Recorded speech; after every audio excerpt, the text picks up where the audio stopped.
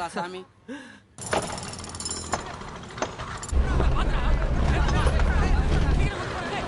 வண்டி நிறுத்து.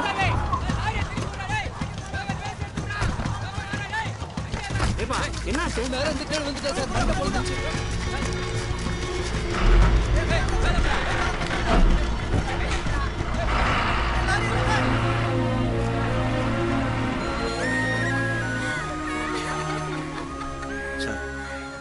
சிம்மக்கல் ரவியோட குவாரி 60 அடிக்கு தான் பெர்மிஷன் கொடுத்துருக்காங்க. ஆனால் 300-400 அடியும் தோண்டிகிட்டே இருக்காங்க. இப்படி தான் தினம் 4 பேர் செத்துட்டு இருக்காங்க. விஷயம் வெளியே தெரியாமல் இருக்கணுன்றதுக்காக பணத்தை கொடுத்து மறைச்சிடறாங்க சார். ஒன்றும் இல்லை, பசங்களோட கேரக்டர் கண்டுபிடிக்க சின்னதாக ஒரு டெஸ்ட் இருக்கு. என்னது? நான் கேட்குற கேள்விக்கு ஓப்பனாக பதில் சொல்லணும். நைட்டு 12 மணி, ஒரு பஸ் ஸ்டாப், 3 பேர் நின்றுட்டு இருக்காங்க. ஒரு அழகான பொண்ணு, உன் உயிரை காப்பாற்றின நண்பன், ரொம்ப சீரியஸான கண்டிஷனில் ஒரு வயசான பாட்டி.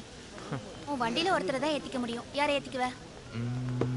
அழகான பொண்ணு, உயிர் நண்பன், உயிர் போகிற கண்டிஷனில் பாட்டி. ஒன்றும் இல்லை, ஃப்ரெண்டு கிட்ட வண்டியை கொடுத்து பாட்டியை ஹாஸ்பிட்டலில் அட்மிட் பண்ண சொல்லிட்டு பஸ் ஸ்டாண்டில் ராத்திரி பூரா வெயிட் பண்ணி லைஃப் பார்ட்னரை பிக்கப் பண்ணிப்பேன். எப்படிரா? பேசிக்காகவே நாங்கள் ரொம்ப பிரில்லியன்மா. உனக்கே இது ஓவரா தெரியல? ஏய், அது சேது தானே? ஆமா. யார் அந்த பொண்ணு? அழுவாதன்னு சொல்கிறல்ல, அமுதா. சேது லவ் பண்ண பொண்ணு. அவள் வீட்டில் வலுக்கட்டாயமாக வேற ஒருத்தனுக்கு கல்யாணம் பண்ணி வச்சுட்டாங்க. அம்மு, நைட் ஏதாவது பிரச்சனை எனக்கு ஃபோன் பண்ணு.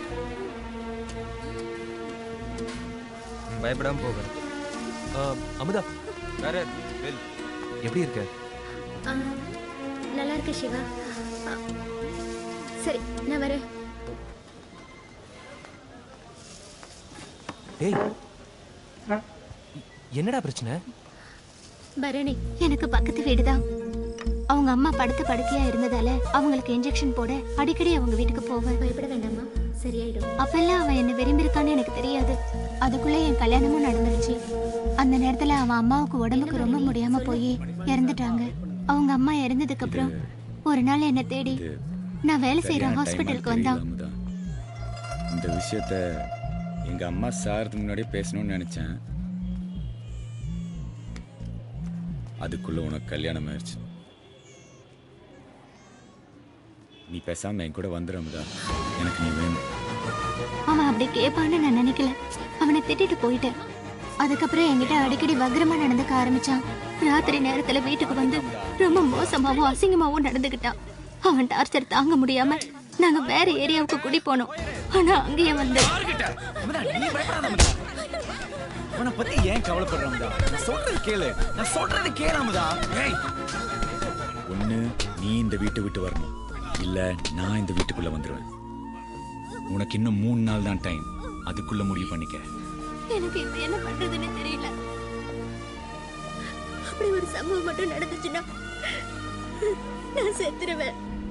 அவனெல்லாம் கையை காலை உடச்சு முடமாக்கினாதான்டா அர்த்தம். வலி என்னன்னு அவனுக்கு தெரியும். டேய், முட்டாள்தனமா பேசாதடா, காலி பண்ணிடுவாங்க.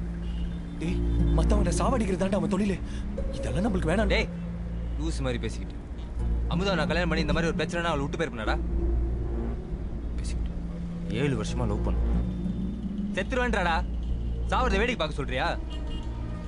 உன்ன வேற அவனுக்கு தெரியுங்கிற. அவன் அடிச்சா இந்த மேட்டர் அதோட மட்டும் முடியாதுடா. கண்டிப்பா சிம்மக்கல் ரவி உன்னை தேடி வருவான். புரிஞ்சுக்கடா. அடிச்சது யாருன்னு தெரிஞ்சாதானே வருவான். பாருங்க தம்பி, தொழில்னா அப்படி இப்படி இருக்கத்தான் செய்யும். இந்த விஷயத்தெல்லாம் பெருசுப்படுத்தாதீங்க, போங்க. நந்தோ சொல்லுங்கண்ணே. இதுக்கு முன்னாடி நீங்க ஏதாவது சொல்லி நான் மறுத்திருக்கேனா? டெண்டர் விஷயம்லாம் கூட நீங்க யாரை காமிக்கிறீங்களோ அவங்களுக்கு தான் கொடுத்துருக்கேன். ப்ளீஸ்ண்ணே, தினமும் 4 பேர் செத்துட்டு இருக்காங்கண்ணே. தயவு செய்து இந்த விஷயத்துல மட்டும் என்ன கம்பல் பண்ணாதீங்க. தம்பி, நமக்கு 150 பஸ் ஓடிக்கிட்டு இருக்கு. அதுல கூட தான் ஆக்சிடென்ட் தினமும் 4 பேர் செத்துட்டு இருக்காங்க. என்ன பண்ண முடியும்? இதுக்காக வண்டியை ஓட்டாமையா இருக்க முடியும்? ரூல்ஸ் இருக்கத்தான் செய்யும். அது புரியுதுண்ணே, ப்ளீஸ். இவன் ஒருத்தன். டேய் அண்ணா, தம்பிக்காக வேணா செத்தவங்க குடும்பத்துக்கு 2 லட்சம் ரூபாய் சேர்த்து கொடுக்க சொல்லு. சரிங்கண்ணா. என்னண்ணே, நான் உசுரை பத்தி பேசிட்டு இருக்கேன், நீங்க பணத்தை பத்தி பேசிட்டு இருக்கீங்க. செத்தவங்க குடும்பத்தை பத்தி யோசிச்சு பாருங்க. அவங்க பொண்டாட்டி பிள்ளைங்களா? எனக்கும் ஒரு குடும்பம் இருக்குன்னு அவங்க சாவுல என்ன சாப்பிட சொல்றீங்களா? இத பாருங்க, மேற்கொண்டு கம்ப்ளைண்ட் பண்ணாம விட்டுறேன். தயவு செய்து உங்க கல்குவாரி எல்லாம் மூடுங்க.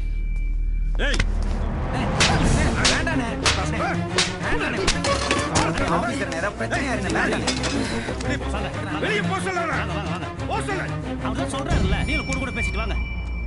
வாங்க வாங்க வாங்க வாங்க, வெளில வாங்க சார். போங்க போங்க சார்.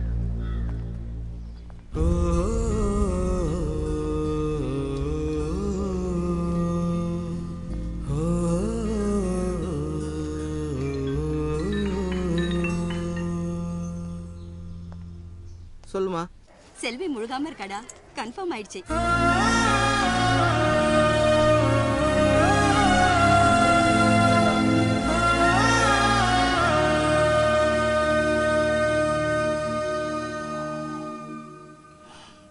வீட்டுக்கு புதுசா ஒரு உசுறு வருதுன்னு சந்தோஷப்படுறதா, இல்லை என் மகன் ஏதோ ஒரு எச்சக்கால நாய்கிட்ட அடி வாங்கிட்டு வந்து நிக்குதுன்னு கவலைப்படுறதா தெரியலடா. ஆனா ஒண்ணு, இந்த மாதிரி நேரத்துல தான் நாம நமக்கு தெரியாம காணாம போயிடுறோம். நீ உனக்கும் தெரியாம காணாம போயிடக்கூடாது. நல்லா யோசி. உனக்கு எது சரின்னு படுதோ அதை செய். மதுரை மாவட்டம் மேலூர் அருகே செயல்பட்டு வரும் MK கிரானைட் நிறுவனம் அரசு விதிமுறைகளை மீறி கிரானைட் கற்களை வெட்டி எடுப்பதாக கனிமம் மற்றும் சுரங்கத்துறை அதிகாரி திரு நாகராஜ் அளித்த தகவலின் பேரில் அந்நிறுவனம் இன்று மாலை சீல் வைக்கப்பட்டது. இதுகுறித்து திரு நாகராஜ் மேலும் கூறுகையில், அரசின் விதிமுறைகளை மீறி வெட்டப்படும் குழிகளில் பல கூலி தொழிலாளர்கள் விழுந்து உயிரிழக்கும் அவலமும் ஏற்படுவதாக தெரிவித்தார். நாளைக்கே சாகணும்டா. அண்ணே, இப்பதான் இது நியூஸ் ஆயிருக்கு. இப்ப போய் சாகணும்.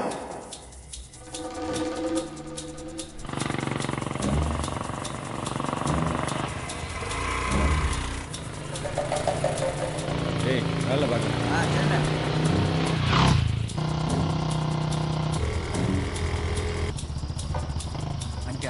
வந்துட்டியா மாப்பிள்ள?